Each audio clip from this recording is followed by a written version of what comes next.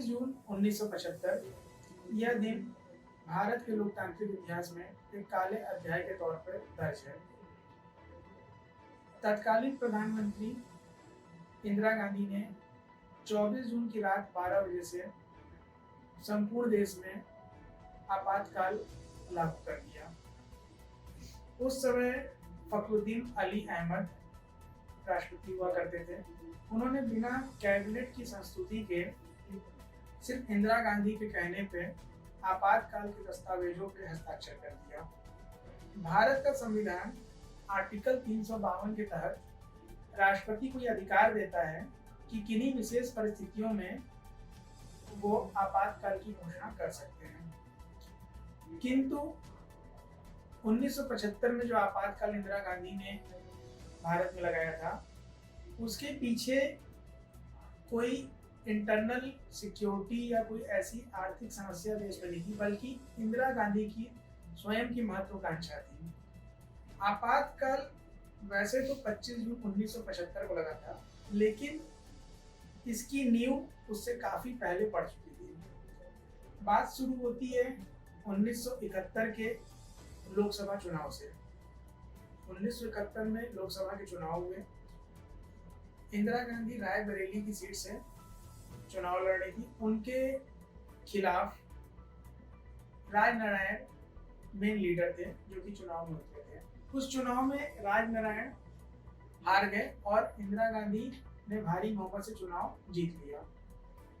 लेकिन राजनारायण ने चुनाव में धांधली का आरोप लगाकर इलाहाबाद हाईकोर्ट में एक रिट दाखिल की कि इस चुनाव में इंदिरा गांधी ने सरकारी मशीनरी का दुरुपयोग किया है, जिसके कारण उन्होंने चुनाव परिणाम में फेरबदल किया है।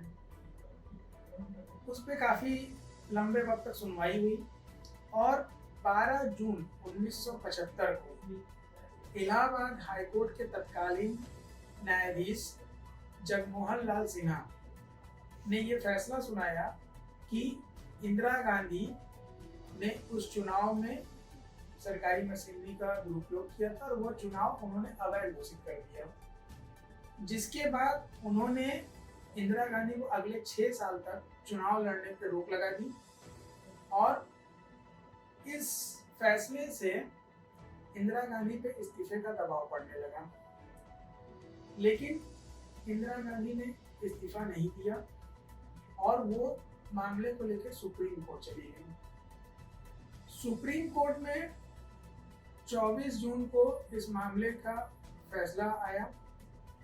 उसमें इंदिरा गांधी को कुछ रियायत दी गई कि जैसे कि वो संसद में जा सकती थी, अपने पद पे बने रह सकती थी, लेकिन वो किसी भी अध्यादेश जो संसद में पारित होते हैं उसमें वोटिंग करने के लिए एलिजिबल नहीं रह गई थी। जिसके बाद खुद उनकी कांग्रेस पार्टी में उनके खिलाफ सुर खड़े होने लगे।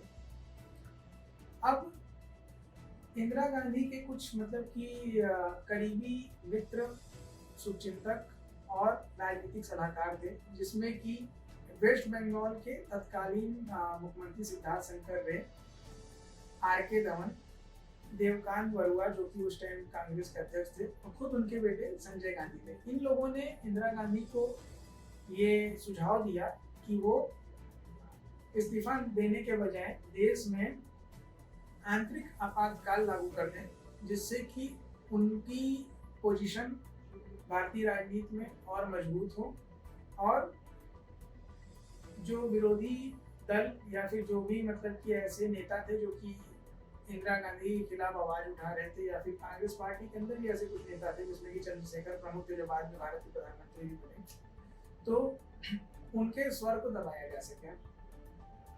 इंदिरा गांधी ने आनंद फानंद में अपने इन लोगों के साथ एक अपने आवास पे गुप्त मीटिंग की और फखरुद्दीन अली अहमद जो कि उस समय के तत्कालीन राष्ट्रपति से उनसे मिलने गई। इस मीटिंग में उनके साथ सिद्धार्थ शंकर रे भी थे, जो कि वेस्ट बंगाल के उस टाइम के चीफ मिनिस्टर थे।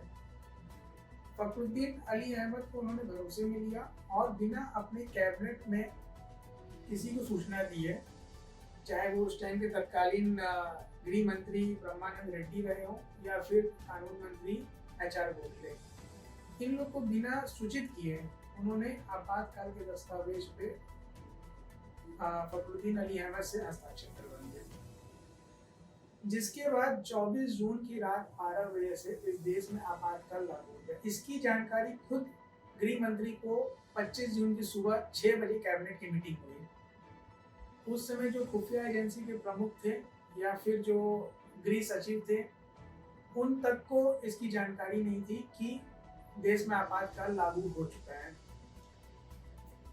24 जून को जयप्रकाश नारायण ने दिल्ली के रामलीला मैदान में एक रैली की थी हाई कोर्ट के फैसले को लेकर, जिसमें इंदिरा गांधी को अयोग्य घोषित किया गया था चुनाव लड़ने से। जयप्रकाश नारायण ने 24 जून को इंदिरा गांधी के खिलाफ नारा दिया था कि सिंहासन खाली करो कि जनता आती है, और उन्होंने उस समय एक बयान दिया था कि अगर पुलिस और आर्मी को कोई ऐसी चीजें लग रही है कि सरकार उनसे गलत काम कराए जो कि तर्क संगत नहीं है या फिर वो मतलब कि संविधान के खिलाफ है, तो वो उस आदेश को न माने और अपने विवेक से काम ले। इंदिरा गांधी ने इस बयान को बहुत सीरियसली लिया और उन्होंने अगले दिन आकाशवाणी में 8 बजे सवेरे उन्होंने जब वो जनता से उन्होंने संवाद किया तो उन्होंने इस बारे में बोला भी कि एक जना आर्मी और पुलिस को बगावत के लिए उकसा रहा है, इसलिए आपातकाल अति आवश्यक हो गया है देश में। इसके बाद आपातकाल जब लागू हो गया तो पावर सेंटर कैबिनेट से खिसक के पूरी तरह से संजय गांधी और उनके कुछ खास लोगों तक सीमित हो गया। देश को कोई मंत्रिमंडल की जगह गिने चुने 3-4 लोग चला रहे थे। सारे विपक्षी नेताओं को जेल में डाल दिया गया।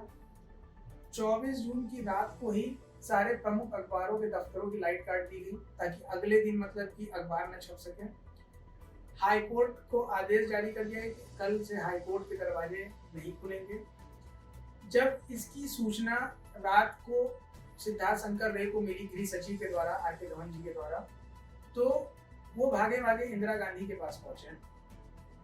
इंदिरा गांधी से जब उन्होंने इस बारे में पूछा तो इंदिरा गांधी ने अनभिज्ञता जताई, कही कि हमने ऐसा कोई आदेश नहीं दिया है। फिर उन्होंने फिर भी सिद्धार्थ शंकर रे होगा कि आप कुछ देर वेट करिए, हम इस बारे में पता करते हैं। वो कुछ समय के लिए अपने आवास में अंदर गई और जब वो बाहर आई तो उनकी आंखें लाल थी और रुआसी सी थी और उन्होंने बोला कि किसी भी अखबार के दफ्तर की लाइट नहीं काटी जाएगी और ना ही कल हाई कोर्ट भी खुलेंगे। इससे एक बात साबित हो गई कि अब इंदिरा गांधी स्वयं सरकार में चला रही थी, बल्कि सरकार का नियंत्रण संजय गांधी के हाथों में जा रहा था और वो निर्णय ले रहे थे। इंदिरा गांधी सिर्फ एक चेहरा मात्र रह गई थी।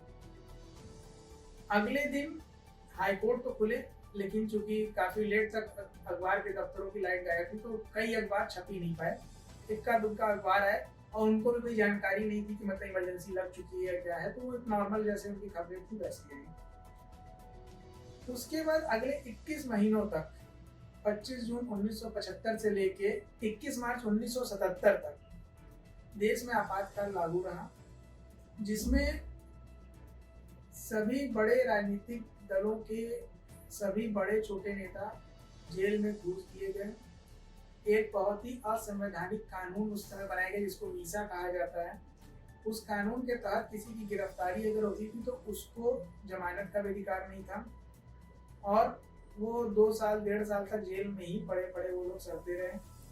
मीडिया हाउसों पे कड़ा प्रतिबंध था, वो अपने मन से कोई खबर नहीं छाप सकते थे।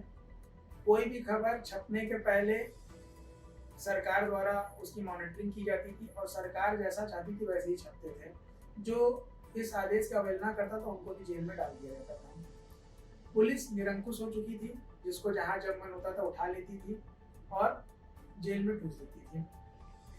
जनता पर अत्याचार बढ़ता गया। फिर भी शुरुआती दिनों में जनता ने इंदिरा गांधी का समर्थन किया क्योंकि उनकी 1971 की भारत पाकिस्तान युद्ध की छवि इसमें उनका सपोर्ट की। और उसके बाद धीरे धीरे जब संजय गांधी ने एक नसबंदी अभियान चलाया भारत में, तो जनता भी इंदिरा गांधी के पूरी तरह से खिलाफ हो गई। संजय गांधी ने क्या किया कि उन्होंने चाहे युवा हो चाहे बुजुर्ग हो, जो जहां मिलता था एक उन्होंने एक ऐसा आदेश जारी किया कि उसकी पॉपुलेशन कंट्रोल की नसबंदी करा दी जाए। तो जवान लड़कों को जिनकी मतलब शादी नहीं थी उनकी पकड़ पकड़ के पुलिस ने नसबंदी करनी शुरू कर दी, जिसके कारण जनता में आक्रोश भड़क उठा और जनता सड़कों पर उतर गई। उस समय बहुत से ऐसे स्टूडेंट लीडर थे जो कि बाद में चलकर भारत की राजनीति में बहुत अहम स्थान हासिल किया, जैसे कि मुलायम सिंह यादव, लालू प्रसाद यादव, नीतीश कुमार।